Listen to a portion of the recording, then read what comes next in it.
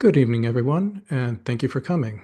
My name is Sergio Reyes, and I'm pleased to serve as a co-chair for the NAB's Advocacy Committee.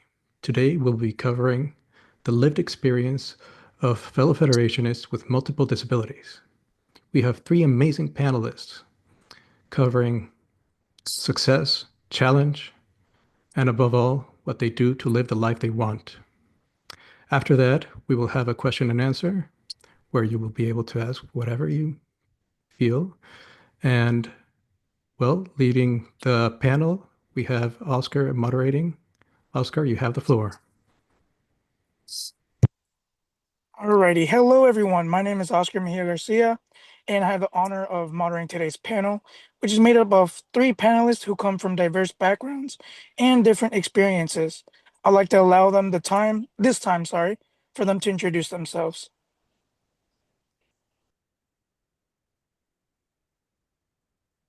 Sorry, I think that is my cue.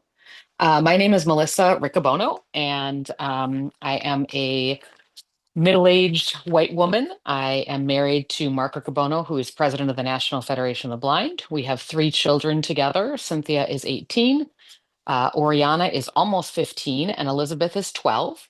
And I am not only blind, but I have had bouts of depression at different times in my life. My longest and by far my most severe was in 2019. I'm happy to say that with therapy and medication, that right now is not something I deal with all that frequently, although it's certainly still part of who I am and definitely does shape some things. And I remember those feelings. So it certainly shapes the way that I communicate with others who are struggling with mental health issues. But in 2022, sorry, 2000, yes, I think that's right. I was diagnosed with chronic fatigue syndrome. And that was a very long process of finally getting the proper diagnosis. And anyway, I'm happy to share a lot about that today and very happy to be here. All right. My name is Eliana Crew. I am a young queer white woman. The better question at this point is, what don't I have going on now, health-wise? So obviously I'm blind, of course. And most of my other things are, lifelong developmental conditions, or genetic disorders. I have ADHD. I have a connective tissue disorder that we're suspecting is probably hypermobile EDS. And I'm on the autism spectrum as well. Have struggled on and off for most of my life with both anxiety and depression.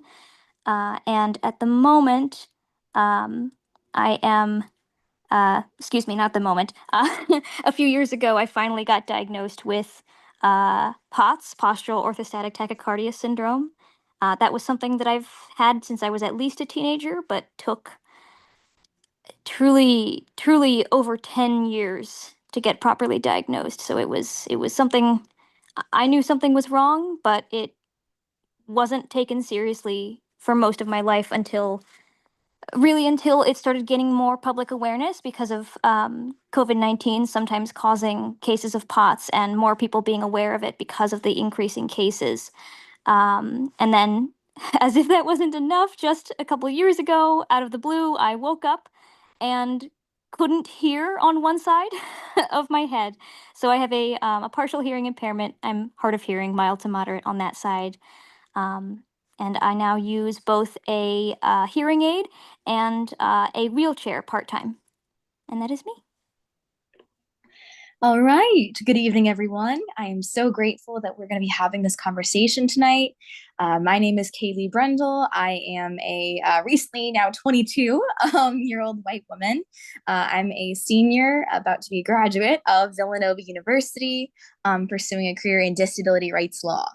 In addition to my status as a low vision person, I also have a myriad of other conditions, and it's honestly difficult to figure out which does what. But it was in, I believe, 2021 or two, that I began experiencing the effects of long COVID, and have been dealing with that ever since. Chronic fatigue, definitely among them. And then as a result of my substantially weakened immune system from COVID, I got a really severe case of pneumonia, which left me with very severe asthma. I also have contact dermatitis, so I'm allergic to over 200 different chemicals, the most impactful of which being rubber, meaning my cane grip has really strong medical tape on it. I also deal with hypermobile Ehlers-Danlos syndrome, and that was a more recent discovery, but that affects most systems, primarily presenting as significant soreness. The fatigue comes up through that too, some stomach issues, some difficulty focusing. There's a myriad of things that come from that. And then I'm also now working with post-concussive syndrome. That's a result of what I can now, unfortunately, are 5 concussions. And so that comes with its own neurological set of symptoms. I also deal with something called lipedema, which is actually rare enough to not allow me to get a formalized diagnosis. But that entails swelling in different parts of the body, in my case, the legs, in response to different stimuli. So that's me. Alrighty, thank you guys so much for your introductions. Now we will be starting off with question 1. So for our panelists, can you guys discuss strategies you employ and navigate your disabilities in your professional environment? So for me, the biggest thing that I had to realize when I was first diagnosed was that I really needed to take a break from a lot of different things. Um, I was always taught growing up that you worked hard and that maybe you were sick for a couple days, but really the key to feeling better was to just get up out of your bed. Once you got going with your day, you'd feel better. You shouldn't just lay around, um, unless like maybe you had a fever or something like that. So no fever, even though I was super tired.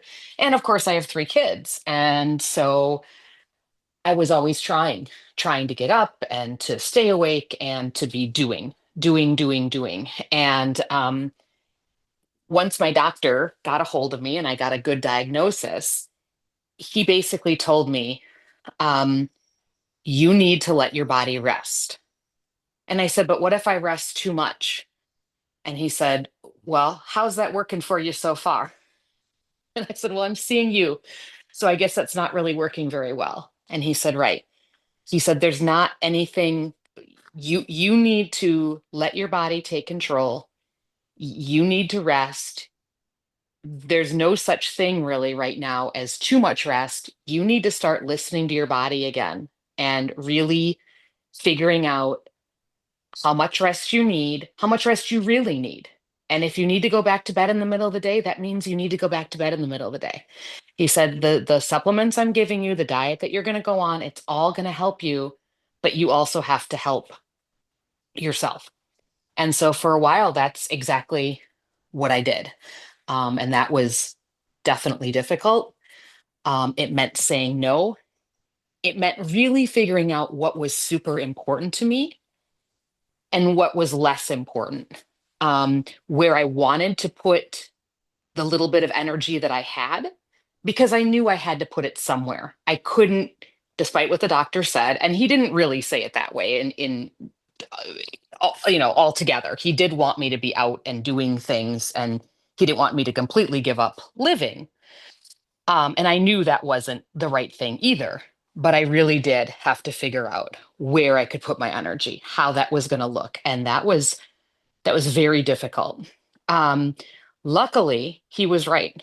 Once I started listening to my body, once I started following the diet, doing the supplements, figuring things out, getting much better quality of sleep at night, taking those naps during the day, then I was able, little by little, to have more and more and more energy until now. I certainly do think about fatigue, but even on my worst days, it's so much better than it was even probably a year ago, that it's really been quite a turnaround. And so now, as far as professionally, I have started doing work, but I've really focused on work that I can do from home, work where, as much as I can set my own schedule. And particularly if I don't have to do things early in the morning, aside from get my kids up for school and off to school, I don't do that. I don't do them. I my best day would probably start around 11 and end maybe at like 5 or 6, maybe less time. I don't know. It depends on the day. But my body just needs that sleep. And even though I can get up early in the morning and I can stay up and I can do what needs to be done if I have to, I really do function much better if I get up in the morning and then go back to bed for a couple of hours and then get up and really start my day. And so just figuring that out, getting a more flexible schedule, and then also figuring out how to say no, which I was horrible at and I'm still bad at. And my husband always has to remind me, especially now that I'm starting to feel better. He always kind of tells me like, whoa, whoa, whoa, don't don't go like wild horses. Do what you want to do, but make sure it's really where you want to put your energy, which I appreciate. I love it. So for me, I think one of the things that leaves the biggest impression in my mind when I think about this question is the fact that most of my things, additional disabilities, got diagnosed quite a bit later in my life. A lot of them I only have formal names for in the last 3 to 5 years, even though several of them I've had my entire life and didn't necessarily know it. But because I was involved, honestly, specifically with the NFB, I was involved in blind activism. I was involved in the student division. I was involved in advocacy work. And knowing what my civil rights were, I understood, I already had an amazing framework for how to understand what can accommodations look like? What can accommodations look like and what should they not look like? Almost even more importantly, what is a reasonable, genuinely reasonable accommodation that would actually help me? And how can I put it in words that make sense to not just, me, but, the employer that's going to be reading it? Most of my work history took place before I got diagnosed with most of my things. But once I did start understanding how everything that I had worked. For me, initially, that was mostly understanding ADHD. That was probably the biggest one. And also my POTS. POTS tends to come with a lot of lightheadedness, difficulty standing because your circulation doesn't work the way it's supposed to. When a healthy person stands up, in order to keep gravity from pulling all of your blood down to your feet, your blood vessels are supposed to constrict, especially in your legs, to help force that blood back up to make sure your head still gets enough. And in POTS, that doesn't really work correctly. So, I had to start learning how to put those things into a framework to make my life easier, but also still, following within the expectation of making sure the accommodation is reasonable. And I think that really helped make the process a lot easier. For instance, one thing that I did, particularly for ADHD, during the last job that I had was I found I was sharing an office for a while, and both of us had phone jobs. We were customer service employees, and we were in the same office, and we didn't really have cubicles or anything. It was just an open room, and I could hear the person I was on the phone with, but I could also hear my office mate, and I could also hear the person my office mate was on the phone with. And if you know anything about ADHD, you know that all of those things pulling at your attention simultaneously is nightmarish. So I ended up, figuring, okay, I think the simplest solution is if I can just find a way to reduce the number of stimuli that's pulling my brain in so many directions. So I ended up requesting a more private, singular office where I was a single occupant. which made a world of a difference.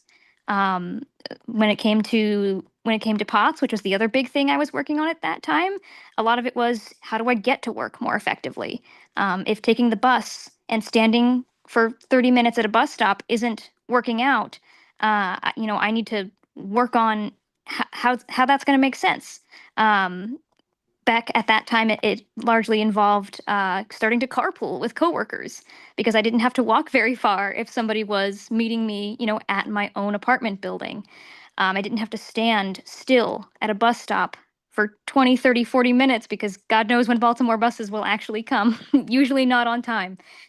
It also meant, sometimes being direct with my employers about letting them know, like, hey, there may be occasional instances where something is flaring up and, like, I might need to take a break at a different time than usual.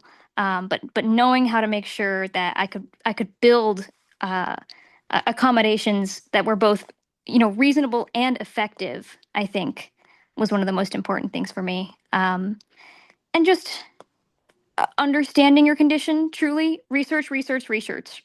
Um, understanding what parts are blindness and what parts are caused by your other conditions, disentangling those things can really help you pin down what will actually help you most in the professional environment, workplace, school, whatever it might be. So that's what I got. Awesome. So for me, my story with multiple disability is similar to Elena's, in that a lot of my diagnoses came in the past couple of years. And unfortunately, a lot of mine came kind of when I would hit rock bottom with that given condition. And I kind of like had to deal with it because it was affecting my ability to function. I'm thinking of contact dermatitis in particular. Like, it was getting to a point where I would go to wash my hands and it would feel like the most painful electric shocks.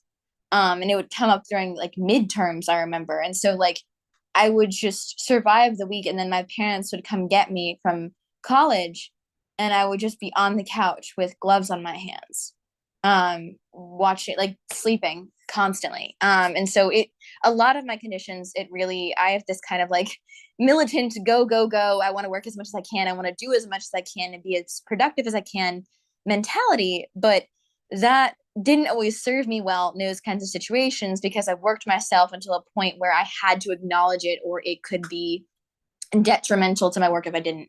And so I'm very lucky that I had a disability office at Villanova that was really, really supportive. But not just that, like, we didn't just have a disability like access office, so to speak. We also have a student disability organization, and I'm very honored to serve as president of that organization now. But it was a community, right? And is. And so I would have conversations with other students. They'd be like, that sounds like Ehlers-Danlos. You might want to get that looked at and look that up and do some research. And to Elena's point, understanding what you've got and what you're working with and doing that research is absolutely critical. But for me, I did a lot of that through those conversations and talking to people that had those conditions and figuring out what supports I could get, and what I actually needed. And so, turns out, working with that office to get physical therapy, to deal with the lipedema, and then eventually to deal with the post-concussive syndrome. Getting flexible attendance, because there would be situations where I would get up in the morning and be like, oh no, I am way too unstable to walk right now. And I need a minute to just kind of eat something, drink a lot, and stay still. And kind of knowing that, and especially when the pain would flare up, whether from my contact dermatitis or whether I'd have like a bad asthma minute, like no matter what it was, having the ability to zoom in if I needed to, so that I could still participate fully and not affect my grade. But it was actually amazing. I was thinking about this. There's a professor that I have this semester that was like, due to the ableist policies associated with being militant about attendance taking, I'm taking that into consideration. And I was like, yes, like I've never seen that before. I love that. I love that she can acknowledge that being really, really, really on someone about their ability to attend class in the way that other people can, it can be ableist for certain conditions. But I think for me, it was definitely asking. It was very difficult for me to ask for help. Not because I didn't want it, not because I didn't need it, but almost because I was just in so deep that all I could think about was how deep I was in, if that makes any sense. And so, but it ended up being the flexible attendance, the working with professors to get the deadlines. Like I know for the post-concussive, that was very difficult. I just wanted to kind of go right back in, particularly with this last concussion. But I would have little episodes where I would say something like, at one point I slipped with my age. Like I was like, I'm Kaleigh Brendle, I'm 19. And I was like, that's not right. And so like moments like that really kind of got to me. And I was like, okay, it showed me that I needed to take a breath and to stop. So that flexibility and, forging the relationships with your professors is always crucial, because that will allow you, when you need it, to have that flexibility because they have that empathy for you already. So I guess tip there is, don't wait until you can't take it. As soon as you start seeing something that is bothering you, don't be afraid to ask for that help. Amazing. Thank you, panelists. Before I start on to question 2, I'd like to ask you to only share if you are comfortable sharing with this new topic. Can you please discuss how you navigate your disabilities in your personal life in regards to your romantic or platonic relationships? Melissa, you may start. So yeah, I mean, to me, um, being honest and communicating and being open and actually talking about my disability is really the key. Especially with depression, that can be incredibly incredible. Well, chronic fatigue too. But I started having difficulties during depression because, of course, you feel like if you're depressed, nobody wants to hear that. You feel like nobody's going to understand. And sometimes it got so bad for me that I just felt like I was constantly pulling other people down. And so I didn't, why, why would they even want to hear from me, or why would they even want to hang around me? Because all I was going to be was negative and sad and pull them down and like I was going to suck all the life and joy out of the relationship. And that's the saddest part about what depression does to you. And chronic fatigue, some people just think when you say I have chronic fatigue, they're like, oh yeah, I've been tired before. Or depression, oh yeah, I've been sad before. And really trying to help people understand that no, this is beyond just sad, and this is beyond just tired. Um, was important to me when I actually began to feel like I needed to share. And luckily, um, because I'm a school counselor by training, so I kind of knew what depression did, and I knew that isolation was going to be a huge factor. And so even though I didn't want to reach out and I didn't want to talk about it, I also didn't just want to disappear. I didn't want to not do the things that I said I was going to do and just all of a sudden not be there with no explanation. And I felt like I owed people that explanation. And the more that I reached out and talked to people, the more I found people not only that understood and gave me grace, but the more people would open up and share with me, hey, you're not alone. I've dealt with this, or I know a very good friend who, and it wasn't just, I know a very good friend who's sad. It was, I know a very good friend who has depression, or I have had depression, or my spouse has had depression, or my child has had depression. And so I'm here for you. You take the time you need, but thank you for letting me know that you need time. And so once the chronic fatigue started, then that was sort of it had worked the other time. So I just feel like I need to be open with people, particularly if I'm having a bad day. Some of what happens with me is if I'm really very fatigued, and this doesn't happen as often as it used to, but it used to happen a lot where I would be very fatigued and I would have a ton of trouble with word retrieval. So I would talk very slowly, or I would get into the middle of a sentence and just not know what word I was looking for, or have it kind of on the tip of my tongue, but not be able to get it out. And if people would start talking or interrupted me in the middle of a sentence, I would completely lose my train of thought and not have any idea what I had been talking about. So even just telling my family, guys, it's a really bad day today. I know everybody has a zillion things they want to talk about.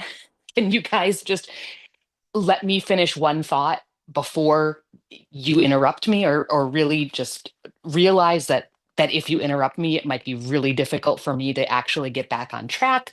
Um, and even little things like when I was in the midst of my depression, I I would leave stuff, and I'm somewhat absent-minded anyway. But oh my gosh, anybody who's had depression or chronic fatigue or both, because they're kind of similar in some ways, um, your short-term memory, my short-term memory was just shot. So I would do things like I would take out the coffee creamer, I'd put it in my coffee and I'd set it on the counter, and I would completely forget to put it back in the refrigerator. Or name it. There were just things that would be undone, unfinished. And I don't know how it came up, but I said at some point, "Oh, I'm so sorry. This is my depression. Like this is what it does. My short-term memory is shot." And my husband was like, "Oh, I didn't realize. I thought you were just like forgetting. Like I didn't put that together. I thought it was just you being more and more absent-minded. I didn't really think about that as a reason." And so that was just really helpful. And I just said, I'm really sorry. I'm trying, I'm working on it. Just try to be patient. um, and so for me, it has been communication, trying not to overshare, but certainly trying to share enough so that people do understand that if I have trouble with words, or if I need a minute to sit and take a break, or whatever it is that I need, that there is something else going on.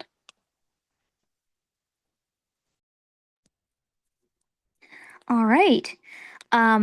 This question is really fun for me because the whole way that my current partner and I actually started talking and like really getting close in the first place was actually disability related. We both started doing basically ADHD body doubling for each other and accountability buddies. So if you haven't heard of either of these, accountability buddies are basically somebody that you talk with who has agreed to check in with you to make sure that you have done something that you've said that you need to get done, and want them to hold you accountable for.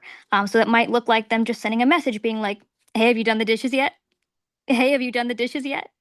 It might be somebody who knows that you need to stop avoiding a thing that you've put off and can help you break down that initial barrier to getting started on a task.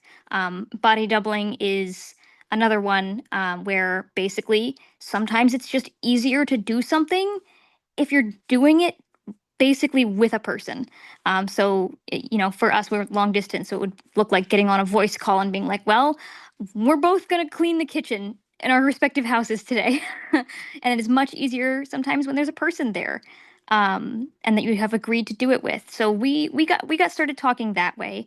We had been mutual friends in an online group, playing Dungeons and Dragons, and both of us had expressed that we kind of wanted something like this, and we were like, "Hey, I could do that." Um, and that's kind of where everything started. Before we ever became romantically involved or even interested, our entire relationship had been built on this idea that, like, you lean on me, I can lean on you, and I need somebody to occasionally yell at me to remind me that I need to brush my teeth, and they needed somebody to make sure that they actually got the laundry done. Um, so that's kind of how our entire relationship has been built, and we still do that to this day. Right now, they are in school, and sometimes we'll set up a call where we can do some body doubling for homework. Other times, it'll be something that I still need accountability for. As it comes to friendships, though, because I also want to touch on the platonic as well. I think the biggest thing that hits me is chronic illness in this department. A lot of chronic illnesses, like POTS, like chronic fatigue, can be very episodic. You can have like flare days where some days it's just way worse than it was the day before. Sometimes it's set off by different factors. There are like triggering factors, things that can make it worse, things that can make it a little less bad. Um, and this is certainly something that gets talked about a lot in chronic illness spaces, but I think it always deserves to be brought up that the people who still want you in their life are the people who are going to understand that sometimes, even though you've been planning for 2 weeks to go see this movie with this person out at the local theater, sometimes there are going to be days where you wake up and you're too lightheaded and nauseous to even get out of the bed, let alone drag yourself to a movie theater. And that is okay. Like, sometimes things happen. Sometimes there are last minute cancellations, and it doesn't mean that you don't want to hang out with them. So I think, prioritizing the people who are going to be there for you through the ups and downs, through the bad days and the good days, and through the unexpected flares, and who don't, try to ascribe sort of like able-bodied standards to you, who can recognize that it's not your fault, and it doesn't mean that you're, a bad friend. Um, it just means that, like, sometimes you're going to have to take a rain check a little more often than the average friendship might have to do that. So I think really prioritizing the people in your life by who sticks around with you is important. Don't keep trying to push, beat your head against a wall, trying to get a friend who just, gets passive aggressive every time something disability related crops up, or, an access need crops up. Wheelchair use is another common problem with this, where, you'll schedule an event with some friends, and if you get there and the venue is not wheelchair accessible, um, sometimes that can put a real damper on things. And the friends who say, okay, well, I guess, we'll go and find something else to do together, are way more valuable to you than the friends who are going to be like, well, I guess we'll just go in without you and you can go home. So really, truly prioritizing the people who make space for what you've got going on, and who can understand that, like, you deserve to be able to hang out with them just as much as anybody else, and that you aren't doing it on purpose and letting people down deliberately. I think it's really important. So much of what both of you said echoes my inner monologue, to be honest. I've dealt with a lot of internalized ableism myself, and kind of projected that onto some of my relationships, both in the platonic and romantic sphere. I cannot tell you how many I'm sorry's related to my other conditions that I've said. I could probably fill multiple rooms with them. And I still say them, because I feel really, really responsible, for what I experience. And I think this is an emotion I've heard before, and I experience quite frequently, this notion that, like, I'm a burden on the people around me, because of what I feel. And the idea that, like, yeah, I'm a bad friend, or I'm a bad girlfriend, or I'm a bad sorority sister, or a member of this performance group on campus. Like, it's present, right? And it can be really hard to deal with. And I think that's also because at first, when I dealt with the height of my pain for the dermatitis, I was alone, very, very, very alone. And so I kind of was in that hole, in the trenches, like, by myself. And so it was a combination of, I didn't let people in, but also, like, or I didn't ask for people, but also nobody really checked either. And so I was kind of in this, like, space where it was just me. And so I came to just rely on just me, and not ask for help, and not explain how bad things were, and just deal on my own. And so now, like, having a situation, now, whether it's platonically or romantically, where I don't necessarily have to do that, is a little bit of a new space for me. And I really had to get used to what that's like. And so in terms of strategies, Melissa, to your point, like being honest definitely has been really important. I will say, like, to anyone listening this, particularly in the romantic sphere, I very much understand how hard it is to be honest with your partner about what you're feeling in this way, because you don't want to be the dead weight. You don't want to feel like you are not like lovable, or you're not anything like that. And I totally empathize, and I've dealt with that so many times. And honestly, I've probably said that before to my partner. It would not surprise me. But I think just realizing, like, if they're in your life and if they're staying, there's a reason that they're staying. And if this is a thing too, trust the people around you, because, like, if I say to, like, my partner, like, I'm so sorry, like, I just feel like I'm dragging you down. I feel like, this is a bad pain day, and I'm so sorry that you have to see this. Like, I'm so sorry that you have to see this is another one I know I've said. And if they're saying, like, you're okay, I promise, I got you, I love you, I'm here for you, believe them. Believe that they're here because they want to be here, not because they feel bad for you because, oh, this poor little thing, but because they feel bad for you because, oh my God, this is a person I care about and they're hurting. And there's a really important difference. And if it is that second one, and that's a relationship you definitely want to keep around. So let them in. It's okay to not be okay in front of them. You don't have to show them the sunshine and rainbows version of you all the time, because passing can be painful. I know I've done that. And I think the incident that comes to mind for me in terms of, like, employing some of these strategies firsthand is, like, it was 2 a.m. I was with my partner, and we were working on something, and we both have this, like, come on energy, like, we gotta get done. And all of a sudden I was out of spoons completely, and like, was physically sore all over, was hurting so bad, like, just done, like, couldn't do anymore, and also had the post concussive. And I was just honest for the first time about that happening, and I was like, I can't, I'm done, no more. And just having that respect and the way that was received was huge. So, as scary as it might be honest. You are not a burden. And if someone makes you feel like you're a burden, then that is not a person you need in your world. Amazing. Thank you for your input. I think it goes for all of us. I think sometimes even, dealing with disabilities, it could be hard with people who may not have the same disability as you. And, sometimes you just have to be honest. So thank you for your remarks, panelists. And we're going to be moving on to the next question. So if you guys could briefly tell us, who is your mentor in additional disabled space? And if you don't have one personally, what resources or influences did you find helpful?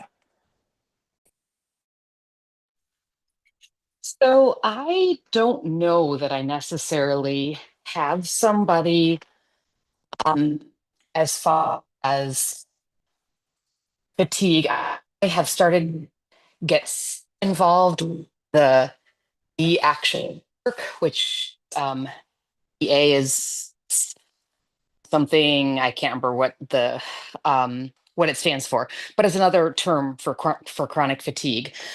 The problem with chronic fatigue and the MEAction Network is, um, where are my spoons? And do I have the spoons to go to the meetings and to really reach out to the other people who are dealing with this same thing?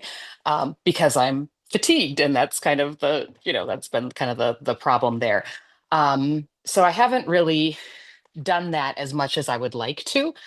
As far as depression, just um, I don't know so much mentors, but definitely friends who have just accepted me for me, and who have just shown me again and again that, just like Kaleigh was saying, I wasn't a burden. I wasn't sucking the joy out of our relationship. I didn't need to be completely happy all the time. There was no pressure for me to be anything that I wasn't. And if it was that we went and hung out for an hour instead of 5 hours, that was cool. If it was that I wanted to hang out at just a quiet place and just be with them, that was fine too. And so I don't know that I have necessarily mentors, but just have been really very lucky to be surrounded with people that have just shown me over and over again that I'm worth it, I'm enough, and that that they love me for me. And of course, my husband has been an incredible support. One of the problems with, and I think this is really important to talk about, but I think all of us, I'm guessing, Elena and Kaleigh and me, all it took a while to get us correct diagnoses. And just that Oh yeah. feeling of something is wrong and nobody is believing me. And thank goodness that Mark just kept telling me, it's not in your head. No, if you think something's wrong, go to this doctor, try to figure it out. I eventually went to Cleveland Clinic to get myself diagnosed, and that was the best thing that I could have done. But it was so important that he was right there supporting me and wasn't saying it's all in your head, or you're just tired, or when I just heard a lot was, well, you're tired because you're depressed, and I would had to say, no, I'm not depressed anymore. Like, this is so different. I can't explain how it's different, but it's very different. And so that was really, really, really important to have somebody that was just supportive and that didn't look at me like I had two heads when I would do my internet searches and say, maybe I have this, maybe I have this. And, not saying like you're just a hypochondriac, but oh, that could be, that's really interesting. Let's find out more about that. That was really, really huge. Wow. That last part hits really hard because I've also had to do that exact same thing. There is a lot of, especially when it takes you a very long time to get diagnosed, there is so much internet research, uh, which does get kind of a bad rap. So I also had to do a lot of prioritizing of the people who weren't going to tell me that I was making it all up because I had convinced myself of something on the internet. I think especially now it's really trendy to be able to say, "Oh, everyone on TikTok thinks they're this, that, or the other," which I think really belittles young people in particular and doesn't necessarily give credit to people who genuinely have done mountains of research. Sometimes we're out here reading like scientific studies.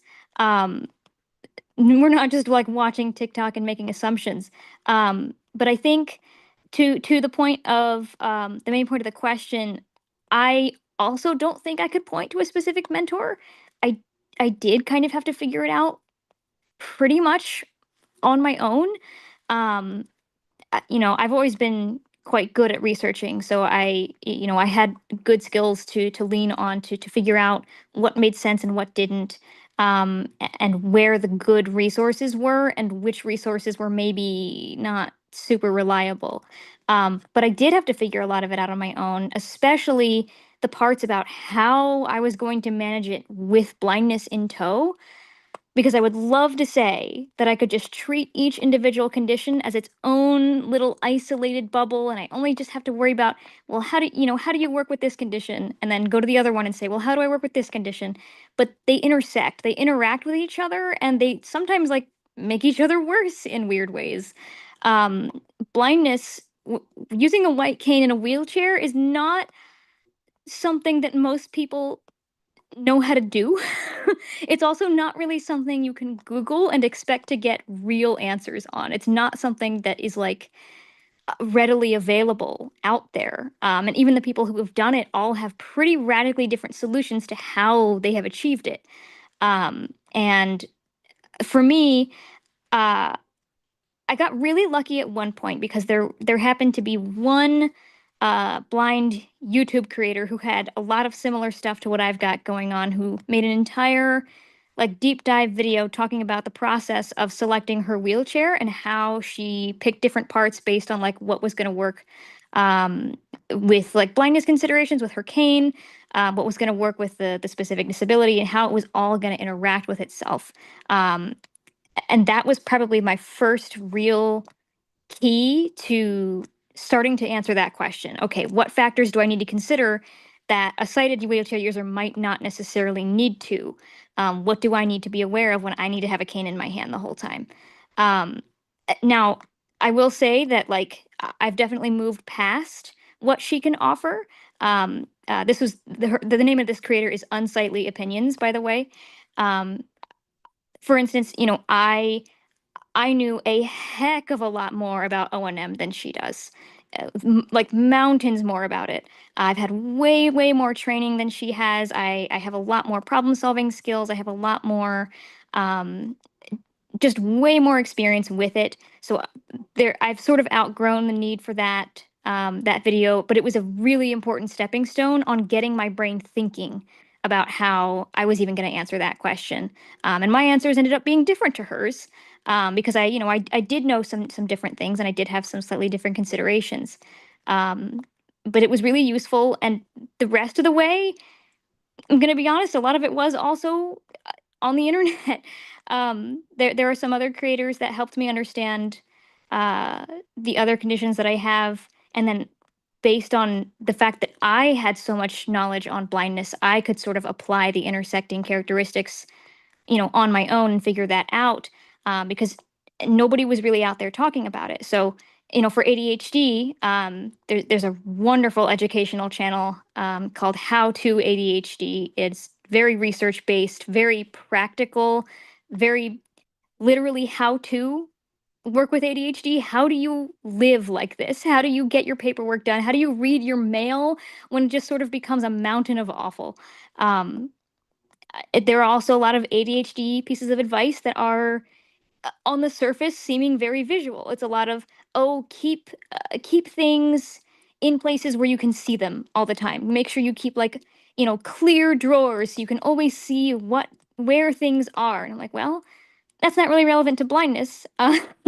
But how can I achieve the same effect? So knowing a lot about blindness, having those experiences of like, I've been to training. I understand how to, you know, I understand how to translate generally cited principles to what's going to make sense from a blind perspective.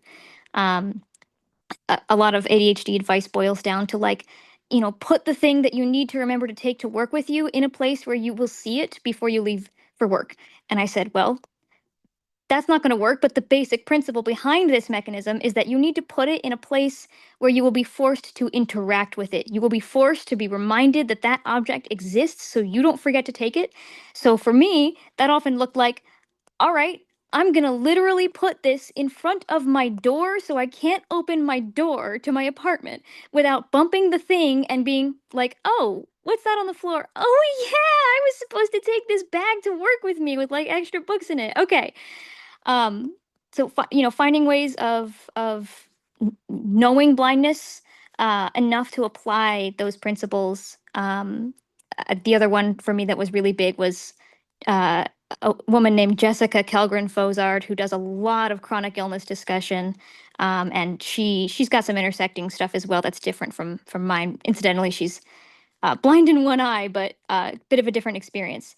But just being able to see what real people living with it do, and then knowing that I could rely on my understanding of blindness to figure out how to make these things work together with each other, um, made a pretty big difference. So I figured a lot of it out on my own, but I also eventually found blind community. I think reaching out to groups of blind people who do have additional things going on is an amazing resource. I'm in a blind Discord server that I actually help moderate, and we have a thriving little section on physical disability, a little section on neurodivergences, and seeing how many people were out there that I didn't know existed that had these intersecting things.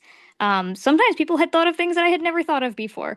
Um, and tapping into that network is pretty useful. But yeah, I couldn't point to one specific mentor, but I did find lots of ways to make it work. Yeah, so similar to Elena's, I did a lot of figuring this out on my own, a lot of researching and reading articles about conditions I'd never even heard of. Um, I was very lucky that it's one of those things I'll never forget where I was and when it was. It was my last night of sophomore year, and I was eating like fast food at 1 in the morning in my friend's apartment. And my friend turned to me, and she was like an older sister to me, and she was like, "I really think you have Ehlers-Danlos." And I was like, "Oh, what's that?" And we just started talking. And so, like, those kinds of moments, you definitely remember, they stay with you. And I kind of remember the first few conversations with people that I had about hypermobile EDS. And, you know, a lot of it was kind of me reaching out to the people I thought could help and trying to get some answers about coping mechanisms. But some of it I did have to figure out on my own. Some of it was really trial and error. Like with contact dermatitis, it took 3 months of, I don't really remember them, to be honest, because the pain was so intense. And then we finally found a cream that worked. And even that one, if I put it on now, it's still kind of debilitating sometimes. But in terms of like a specific role model, so she does not know I exist, but I think she's amazing and I worship the ground she walks on. Her name is Rebekah Taussig. She wrote the book Sitting Pretty. I cannot recommend it more highly. And the reason I recommend it too is because blindness, multiple disabilities, and gender also intersect. And having somebody who is multiply disabled, seeing them in a successful, like, romantic relationship, successful friendships, but also feeling like that sense of beauty and pride in their physical self, was really uplifting. I literally, like, just because of that and all the different like chronic symptoms that she was talking about and how she navigated, I literally almost cried when I first read the book. And I DM'd her like that night. It was like 1 in the morning, it was junior year, and I had to read it for class. And I was like, "Thank you so much. You just spoke to me. I feel so like seen by you." Like, it was like this really like intense message because I was like, "You just made me so comfortable in myself. And so thank you." But like the lipedema that I have too, in particular, and certain ways that intersects with the swelling, like it can be really hard to get in a dress, look yourself in the mirror, and or just think that you look okay. And seeing the way that gender has intersected in those disability spheres, I'm very grateful for Rebekah Taussig's influence there, because I remember her. I also remember a lot of the other amazing people I'm so blessed to have in my life. I have a very supportive group of close friends. I have a very supportive family. I have a very supportive partner. And so just kind of remembering that has been amazing. And finding, like Melissa was saying, just finding that support in the people around you that will take you as you are, and love you for who you are. Not in spite of what you have, but regardless of what you have. And I think that's a very important distinction. Like, I know you got this, but I love you anyway. Like, ooh, like I love you anyway just feels so like, or I still love you still feels like, oh gosh. But like, that doesn't matter to me. Like, I'm gonna love you. Yeah, I love you for you and all of you. That is just the most amazing phrasing. When you hear that, you don't forget it. You never do. And so having those figures like Rebekah was amazing. Having the people around me that are close to me was amazing, but also like, you do kind of do some DIY. And like Elena, so my cane, I kind of had to modify. And sometimes I have to use my cane with gloves on, and that's really hard. But you make do, and you find a system that works for you. And remember, at the end of the day, it is your system. And so if someone's like telling you like you should do it this way, but for your conditions that it has to be this certain way, and you have a rationale, don't let them try to like tell you a different way. Keep it what you need. Absolutely. And I would just say really quickly, I forgot, but Michelle Obama, her book Becoming, that was huge for me. And I never did what Kaleigh did, but I wanted to write her an email or send her a DM or something and just tell her how much that book spoke to me. Would really recommend that. And then also, I have found different people on the platform Medium. It's $50 a year to join. And with that $50, you can write, you can read as much as you want, and you can also publish your own content if you're into that. And there's actually one woman on there who is a mom, and she actually has hypolymphedema, I think, and it's all the swelling, everything that Kaleigh's talking about. And hers, unfortunately, went untreated for years and years and years. And even though it's different from what I'm dealing with, just reading her stuff, her blog's called Honestly Yours. Her name is Shannon Ashley. And I like her writing. She has a child. She's just very clear and very honest about how people shame her often because she looks very obese. And it's not because she's not exercising, it's not because she's not trying, it's because her body is not allowing her to shed fluid the way that it should. And because nobody listened to her for such a long time and didn't let her, you know, prove or didn't believe her that there was something wrong. And so she obviously, unfortunately, had all these things that happen because of that. And there's also people with chronic fatigue that write. There's people with autism that write. It's just, I found it just to be a very, very interesting platform where there's just real life people sharing their real life stories, their real life triumphs and struggles. And so I very much have enjoyed Medium, and I totally forgot about that. So thank you, Kaleigh, for reminding me about both those things. Amazing. What a night. I personally feel that your words from our panelists have been very, very informational. It, shines a different perspective and a different lens as to how people live on a daily basis. Now, I want to again thank our panelists for sharing their knowledge and wisdom today. Their input was very vital and crucial for those who need a voice and seek that representation they need. So again, thank you, panelists and our audience. Unfortunately, because of time, we will not be hosting a Q&A session, but again, I want to thank the audience for being out here today and listening to our panelists. Panelists, thank you so much. Your words were remarkable. Thank you, guys. No problem. And if anybody wants to be in touch, I'm very, very happy to talk to anybody about mental health or multiple disabilities or chronic fatigue. So I can be reached at Melissa, MELISSA, at actionfund.org. So Melissa, MELISSA, at ACTION, F as in Frank, U, N as in Nancy, D as in dog, .org, if anybody would like to be in touch. I will absolutely say the same. I have learned so much about navigating all these things combined with blindness, and found that I had to, homebrew a lot of solutions. So I would be happy to help people, whether it's, blindness and ADHD, blindness and autism, blindness and wheelchair use is a really big one that nobody on the internet talks about.